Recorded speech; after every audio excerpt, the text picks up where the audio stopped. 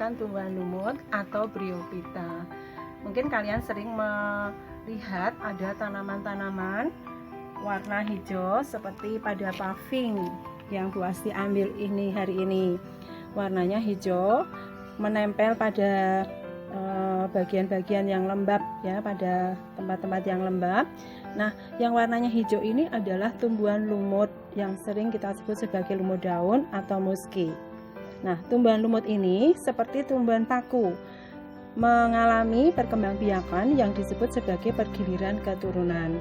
Artinya, tumbuhan lumut ini akan melewati dua cara perkembangbiakan, yaitu secara vegetatif dan secara generatif. Secara vegetatifnya itu menggunakan bagian ini. Coba kalian bisa melihat di sini. Tumbuhan lumut yang sudah dewasa itu mempunyai bagian yang menonjol, ya, menonjol ke atas. Kemudian ada jendolan ini di atas ya, seperti itu, apa itu namanya, sunduk mentul. Nah, ini namanya sporogonium.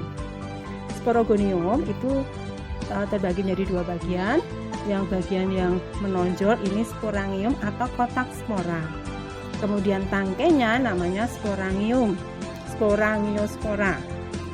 Nah, jika sporangium itu pecah akan keluar spora. Dan jika spora itu jatuh di tempat lembab seperti paving ini ya, seperti paving ini jatuh di sini, maka spora ini akan berkembang menjadi protonema. Protonema itu adalah benang-benang hasil perkembangan dari spora. Kemudian spora akan menjadi lumut. Nah, dari spora tadi, dari sporogonium yang menghasilkan spora dan kemudian menjadi lumut, itu perkembangbiakannya disebut perkembangbiakan secara vegetatif.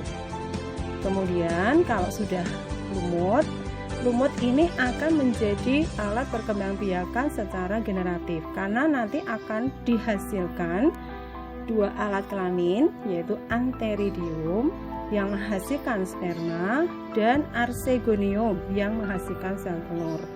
Ketika sperma bertemu dengan sel telur, nanti akan membentuk zigot dan zigot akan berkembang menjadi sporogonium.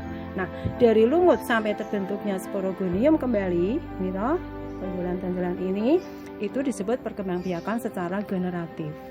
Nah, dari situ akan terulang lagi perkembangbiakan secara vegetatif, generatif lagi. Itu yang disebut sebagai perkembangbiakan dengan mengalami pergiliran keturunan.